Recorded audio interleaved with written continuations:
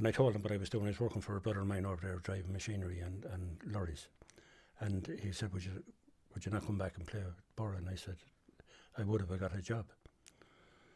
And so he said, he came back to me about a week later. He says, listen, there's a job going in CIE, lorry driver's job going in CIE, and why don't you give it a lash?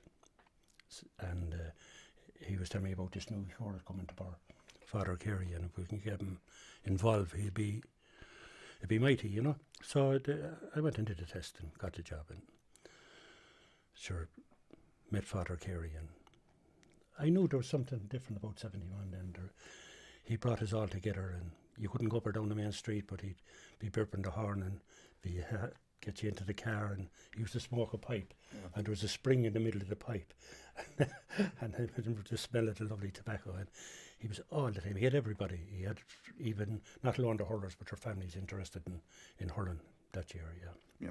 He created great atmosphere. There was a great atmosphere throughout that year, and we organised a lot of practice matches, much more than we ever played before. Right, yeah. We had a practice match every week, so our training was largely playing games. So by the time we got to the championship, we were sort of match fit, and we were winning all the practice matches, and we just continued winning throughout the year.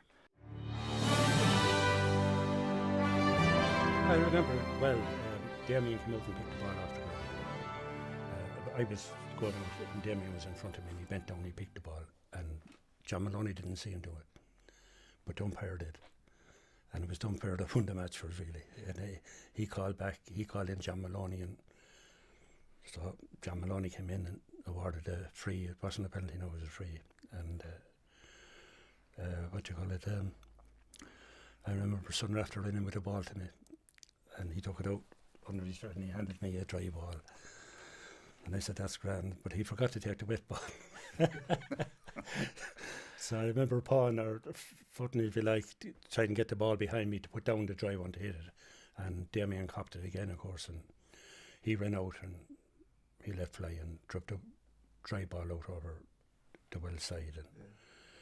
And there was a bit of a commotion then, and I thought for a minute that the ref was going to throw in the ball, or I didn't know what way I was going to go, and next thing he told me that you'll have to hit it with the ball that was in play. So... And the rest is history. And the rest is history, yeah. It was unbelievable.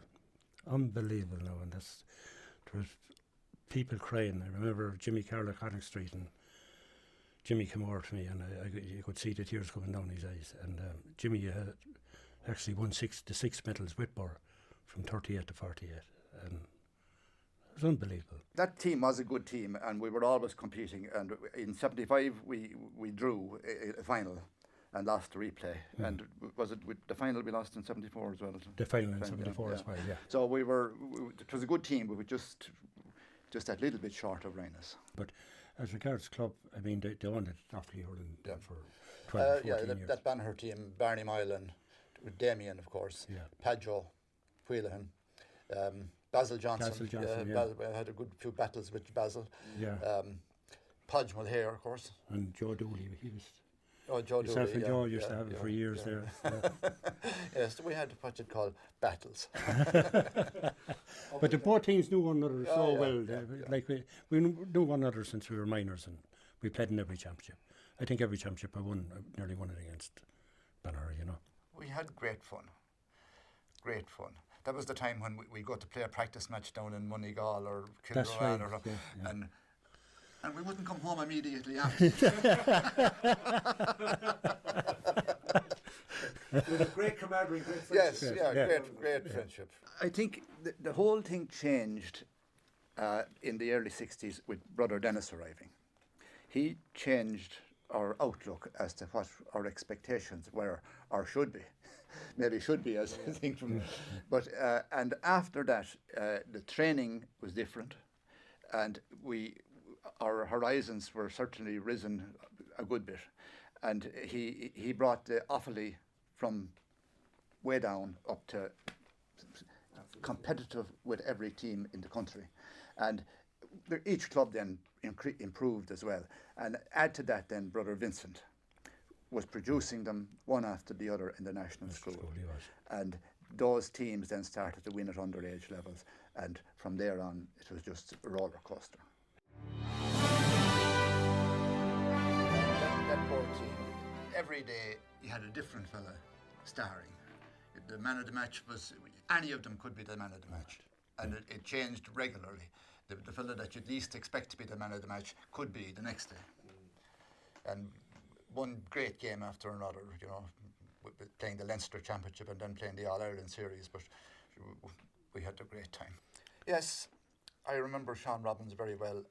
He was an elderly gentleman when I was a toddler, but I do remember him, and he always came across to me as being a very nice man. Now, I didn't know him other than he was an old man and I was a youngster, and he was involved with the GAA. I think he was the chairman of the county board, if I'm subject to correction, but I think he was the chairman of the county board, and he was always involved down around the pitch at the time. But he died when I was a youngster.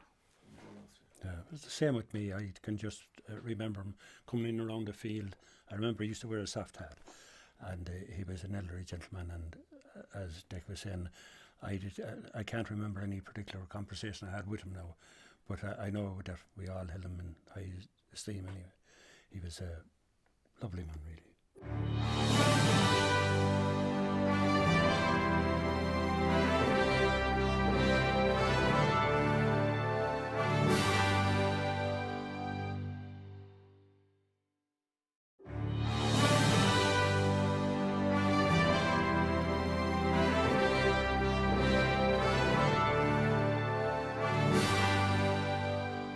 Two Birr Club members who have nigh on 100 years' service to the club between them recount their experiences of life in the club in the 1960s and 70s. I remember in the 71, when we were having the celebrations, we had a contact with the 1912 team that first won the club championship.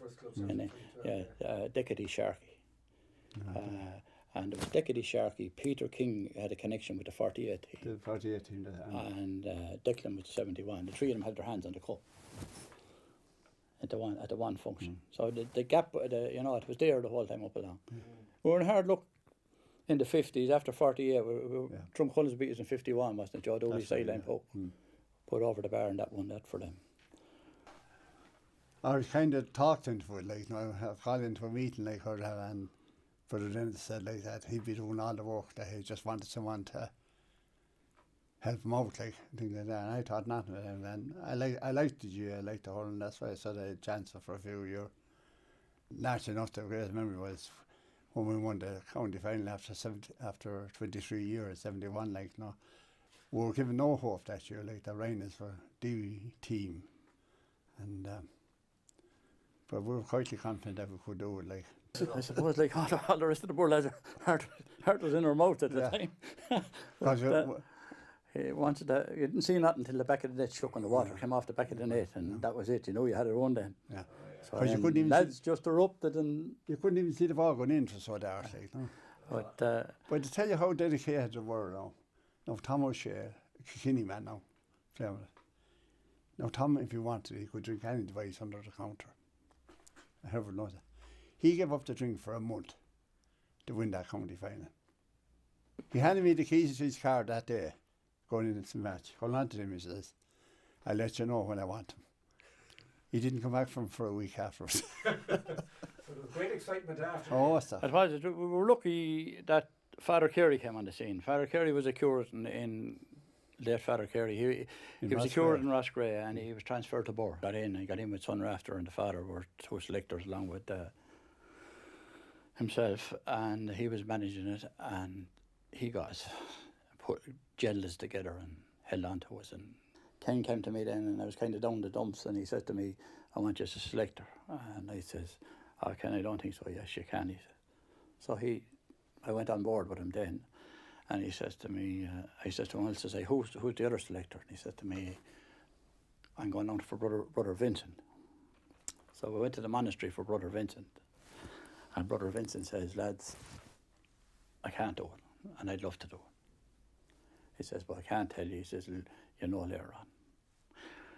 And I says to him then, I says, hey, brother, who would you recommend. to do the job. And he said to me, next stop, he says, Padge's. Remember the first time we against Buffers Alley and Tony Doran? Yeah. Tony Doran was playing. Two Doran, Tony and... Yeah. Yeah. But, and Dottie got put off. We hadn't Dottie for the final against Shamrocks. Shamrock. Yeah. Regan, yeah. So we had a man picked all right, but we weren't saying that until he got at the warm-up and just tell him he was playing then. Because if we let him know before that, he would have been got to him and people would have been clapping him on the back. And so Ray Landy went in and Ray Landy turned the game on his head. And it was the only time that a Birr team ever beat Shamrocks in a Leinster final.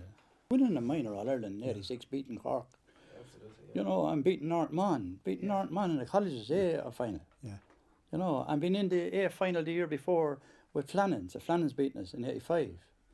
It started with Brother Vince in the national school, and they moved on to the secondary school then, and Brother Dennis was there and all them, and they kept bringing them on. Oric Horn was there. And all